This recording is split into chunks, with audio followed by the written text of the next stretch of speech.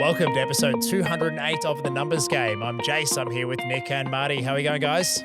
Going well. All the better for hearing your dulcet tones, Jace. Good to be back on. Feeling good. Nicholas, how are you? I'm good, Marty. Just pushing through this non-air-conditioned office. So if I pass out this episode, you know where to come and get me. But it's good training for summer. So I'm just embracing it at the moment. But other than that, I'm good. Looking forward to getting some fresh air. We should have swapped rooms, Nick. I've just, obviously not long ago I was in Nashville and it was 30 to 35 degrees every day. And having only done a quick 1 week in, Sunday to Sunday, I think it was like 6 degrees in Melbourne when I left, and I landed in LA, it was 30, then got to Nashville and it was 35. And so, I'll tell you what, when you just go from one cold temp to a hot temp, it hits you hard. That's for sure. Cowboy hats, still the thing out there? Cowboy hats and the boots. There's a boot shop every 5 stores. Was Really? Nashville Boot Company, and buy one boot get 2 boots free. There's all sorts of deals going on. Yeah, Did you buy some? You have to buy boots when you go over there, isn't that? I was plenty of visits into the boot shop with the team, the Zero ladies that I was there with, and they boots galore. It was. I reckon if you're going to start a business in Nashville, even though there's a boot shop every 5, I reckon there's still a game for it. So, but anyway. I could talk about that all day. Boot company, no. Nick, you have come to us today, and we're going to be talking about buying a house with super. So if you're playing along at home and you're like, well, shit, I've always wanted to buy a house and I've got a bunch of super. Nick's got the goods. What's happening, Nick? Well, yeah, I've got the goods. I've got a topic to discuss. What's a good one is for people to decide, but there's a push from the coalition at the moment into allowing people to access their superannuation for a deposit on a house on your first home. Now, to be clear, there's already ways you can do this. So as an investor, you can roll your superannuation into a self-managed super fund, and you can buy an investment property. There's also the super savings scheme, where you can put money into super with the legitimate reason to be going towards a property, and it's just a way to reduce your tax, but then you can pull that money out. This is very different. They've been singing this hymn for quite some time, and what they're suggesting is there's so much money in superannuation, and people are really struggling to get into the property market mainly because of capital, not so much repayments, it's having the deposit. So why wouldn't you let Australians access their superannuation if they have enough to realise the great Australian dream, which is owning a house? So there's a Senate going into the inquiry going into this, and I guess it's a bit of it's political at the end of the day. So it's a way that they're trying to get votes to get elected. Of course, if you're talking to people about buying their first home and you're making it easier for them, of course, you're probably going to get votes from a certain particular sector of the market. So I thought it'd be an interesting conversation. Do I agree with it? I don't agree with it, and there's some reasons I do, which we'll unpack. But I can also understand the for arguments as well. So keen to put it on the table, see what you guys think about first homeowners being able to get access to their superannuation to help them fund a deposit for their first home. Just first homeowners? From what I understand, yes. Otherwise, would defeat the purpose. Yeah. So it's all about getting young people into property. So yeah, I'd suggest it's just first homeowners. Let's just go with that for the sake of this discussion. Yeah, I was just wondering what it would do to house prices off the back if people all of a sudden had this access. It would certainly fuel the market at all different levels. So. Yeah, interesting. I mean, it's interesting. We do want to get people into homes sooner without having to sort of put up their mum and dad's house as well, which is happening a lot and is a legitimate way to go about getting funding for your first home. That happens a lot. We see a lot of it. But I'm just interested that what the ramifications are of that.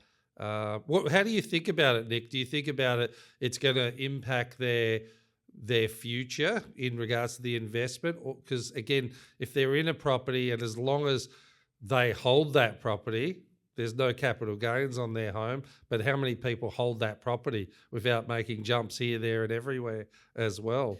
It's Yeah, yeah. Look, it's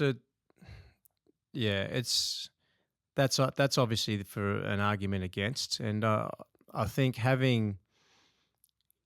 it's such a grey area, right? Because I was on this podcast not long ago, talking about your home fueling a big part of your yeah, retirement yep, strategy, and that's just a fact. There's no doubt about that.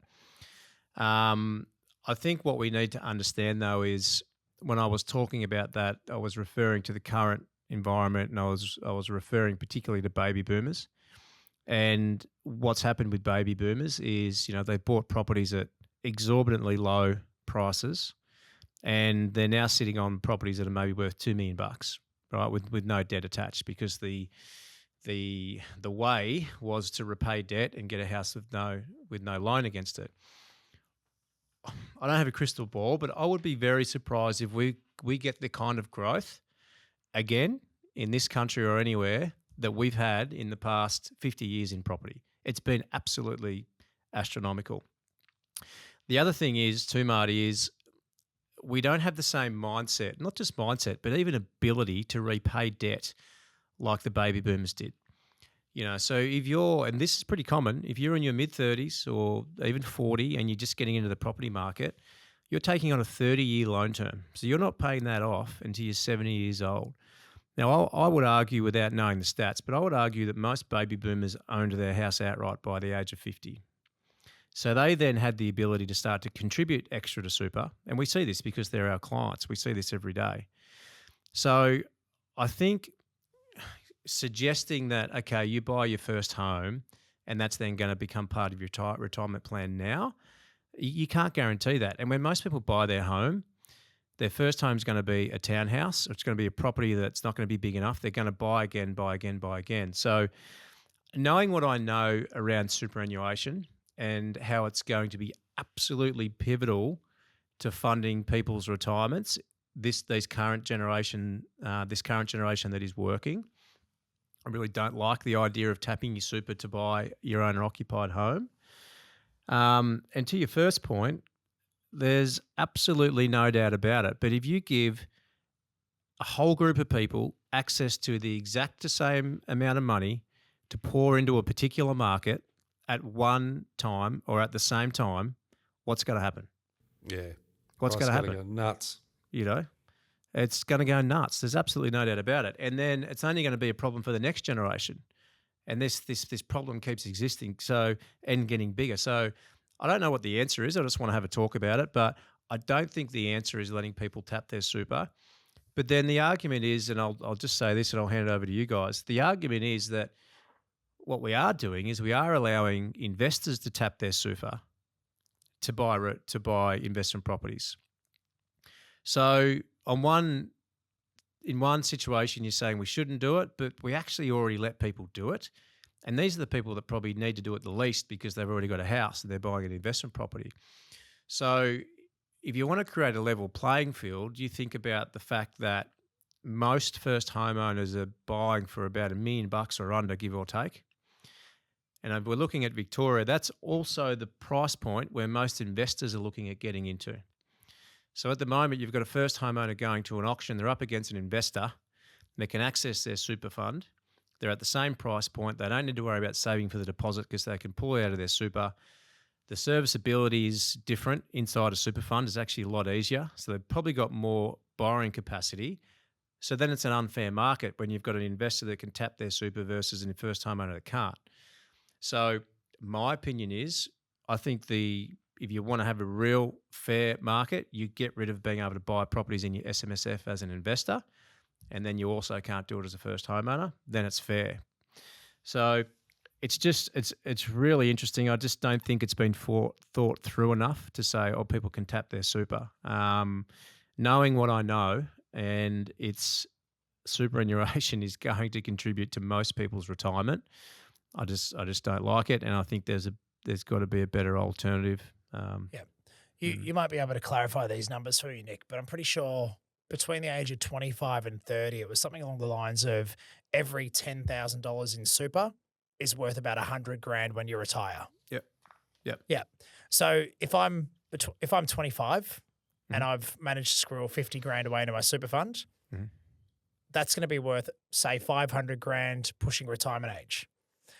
Would I get the same uplift in a property for that same 50 grand, holding it over, that 40-year journey? Now, realistically, if we're saying property doubles every 10 years, you got 50 to 100, 100 to 200, 200 to 400, and then maybe, again, that relies on a lot to go right. You're missing a really important point here.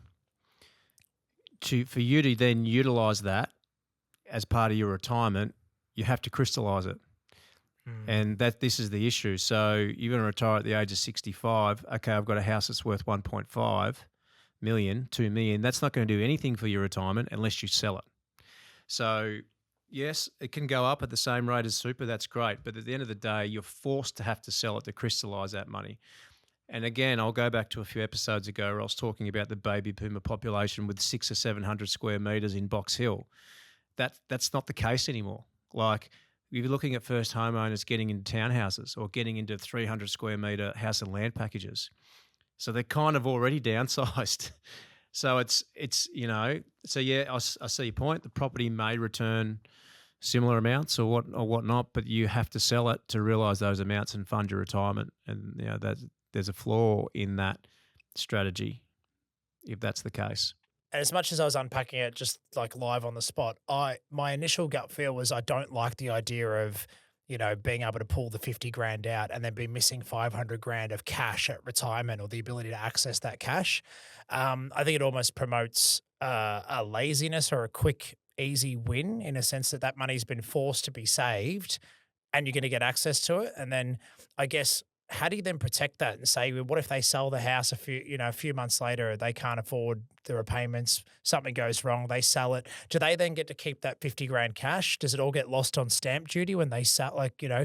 There's too many what ifs and things that can go wrong, as opposed to the strict, stringent running of a super fund where there is set rules and set things that have to happen and you can't touch it. That's the beauty of what the super fund environment does, is it's squirreled away for a long time for the purpose of your retirement. I think Yep. once that money's out, there's too many things that can happen. And I only look at what happened during COVID where people got to eject 10 grand and then eject 10 grand again. And those young Aussies that thought, shit, yeah, I'm going to get access to my super and took that 20 grand out, whether they needed it or didn't really need it, they're now 200 grand worse off at retirement or more. This is how stupid it is, right? Just to peel it all back, and this is why I think buying a property within your super fund is also stupid. And anyone that sits there and says you should be able to buy a property in your super fund because it gives you control of your super, and I've got a super fund and it's not going anywhere, and there's all these fees and I'm not controlling the returns. You're just in the wrong fund. That's the reality. You can get control of your super in most funds, and most of them, if you're a young person, you should be getting 8 to 10% a year with very minimal fees. Trust me, I've been in this game for a long time. Super does what it's meant to. It continuously goes up and it funds people's retirement. That's a fact unless you're in the wrong fund. So you can get performance out of most super funds. So the argument that I want to control my super, I don't cop that, because you can still control it with the normal funds that are available. You just got to educate yourself. This is how silly it sounds, letting people buy property in their super. We've got this issue around affordability in this country at the moment. No one can afford property. Now, if you look at where super's gone to, we're all business owners, so we know this. It's gone from 9% that the employer's got to pay to 12%. So they've got these initiatives, in place to continue to put more and more money into super. They now want to let people pull that money out and pump it into a market that's already out of control. It just makes absolutely no sense when you talk about it in that way. Okay, we've got this big affordability problem, so let's make sure we give more people more super to fund their retirement, but let's also let them pull it out and put it into this market that's already a problem for us, or that's already inflated or unaffordable. Low supply, high demand. Yeah, let's throw money into that. Doesn't that make sense? As opposed to, how do we solve the supply issue? How do we create more supply So there is more homes that are affordable so that more people can buy a home without accessing their super. Doesn't that sounds weird? That sounds like, a pretty bit of a common sense approach. Is that just not how politicians work, I assume, Nick? I don't know. Well, Marty's a political man, so I don't. He's all over it. Well, that I don't like any of them, but it's again, I think the biggest vulnerability to the whole structure and the brilliance of super is you really technically, apart from COVID, you can't get at it. That's I love that. And you've actually shifted my perspective on it a little bit, because I've always thought the leverage point of having a property in super, could get you a better return in the end, and obviously no capital gains once it's in pension phase. I go that you probably leverage from where you would otherwise not get to, but then to pull out 50 grand out of super for the first home, you'd nearly need that sort of categorise that you can't almost sell, which is ridiculous, sell that property until you're 65 as well. So it's some sort of equal playing field that someone doesn't just destroy their future. Or you don't do it at all. You just leave super as it is and focus on your property investments outside of both. I think, I don't mind your theory there. How do you control it? But then it's so difficult with property. It is. And I get your point around leverage for sure. If you leverage and you buy the right asset, then by all means you should probably get more of a return. But we need to remember why superannuation was created and what it's evolved into, which was not why it was created in most cases. So superannuation was created to provide us a comfortable retirement. What it's transformed into for a lot of people is a tax-effective wealth creation vehicle. And that is, for a lot of people, how they think about super now. That's not why it was there.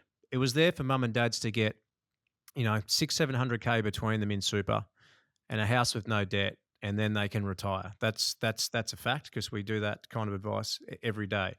It wasn't there for people to build a property portfolio within it because it was 15% tax. So I get what you're saying, and I actually agree with you that leverage, you can go forward quicker.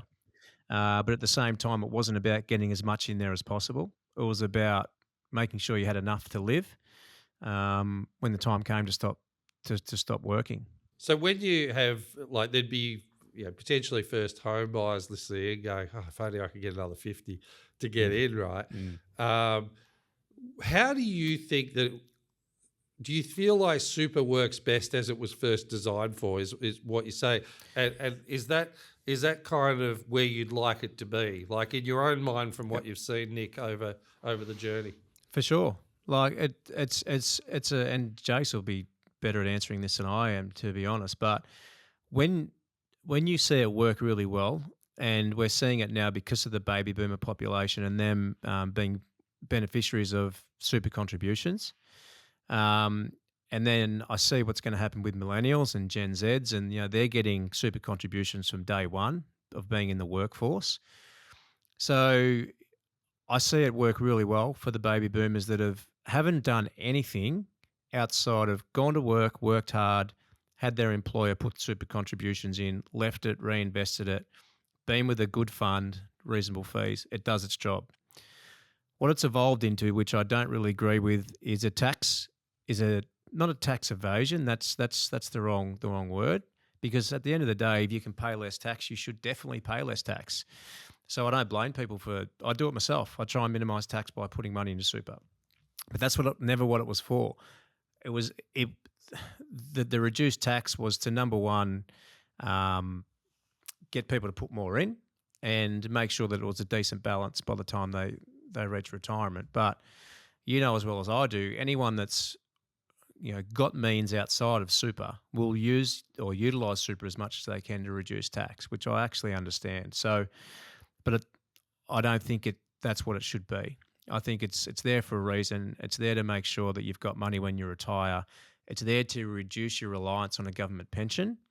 That's where it should land. And look, the government's done things to move towards that becoming a thing, based on having caps at the 1.6 million or whatever it is now. So Yeah, I think it's there to fund a retirement. It's not there so you can make sure you actually minimise your tax. At the end of the day, go back to your original, one of our original episodes. Bring the tax, get the tax rate right across the board, and you won't have people needing to do that, right?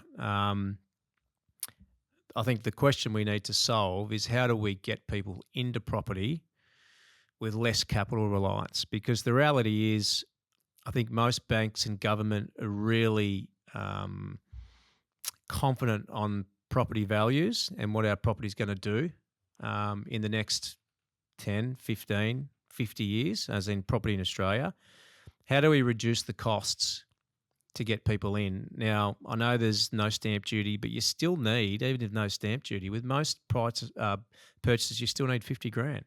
It's very difficult for people in this day and age to save 50,000. It takes them so long.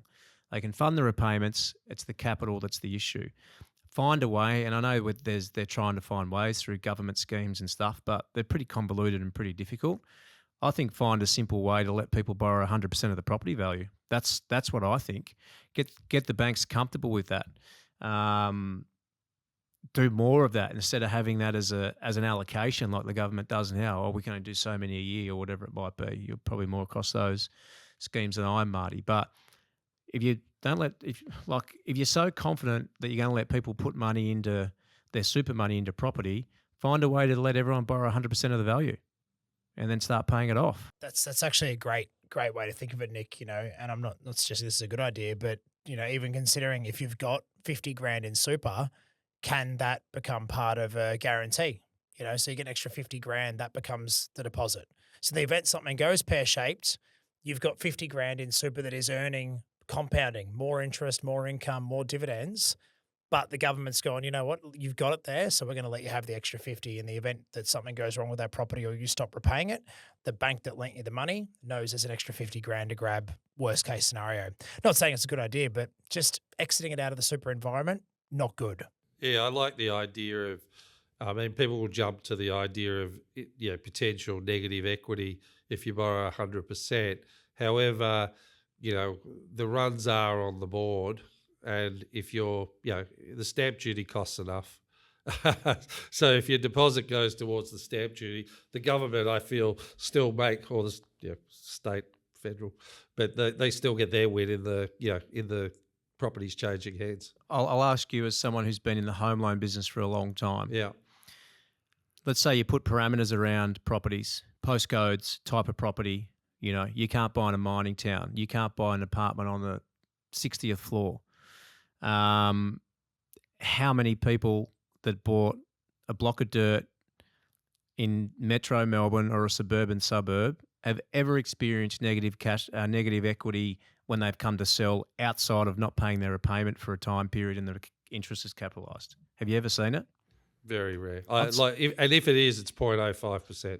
It's like it's always grown. Yeah.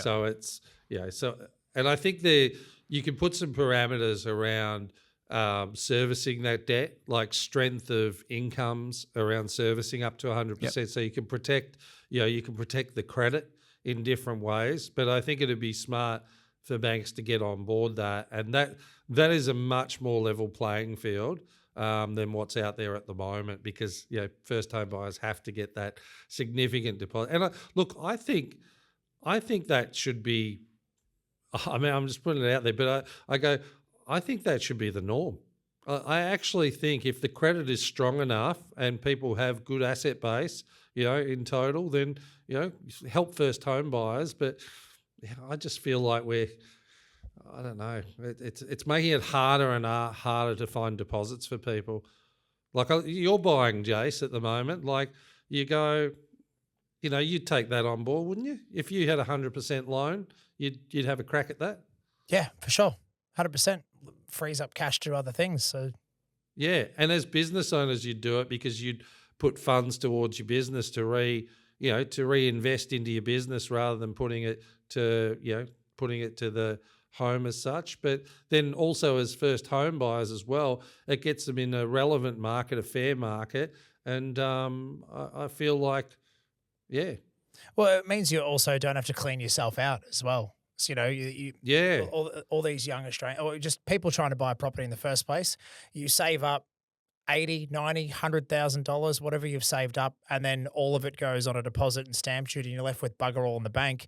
No backup for a medical emergency. No, Yeah, it puts more stress. and why do we want to get to that position where people are left with an empty bank account, and then an asset that does cost money to service, and you've got to pay all the bills and everything else on top? Yeah. Having that cash buffer is important. Yeah, but it's all good and well. We're sitting here talking about cash buffers and savings, but the example you just gave of 80,000, right? What young family is saving 80 grand? Let's say maximum, right? They save 20 grand a year. That's really good going for a lot of people. So to get to 80 grand, it's taken them 4 years. Now, if their price point is $1 million, property goes up by 5% each year. So hypothetically, waiting 4 years is going to cost them another 200 grand, give or take.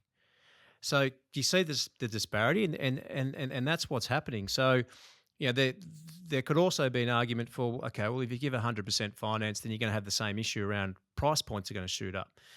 It won't shoot up to the same degree because people still have to make the repayments on that. So serviceability is going to challenge it.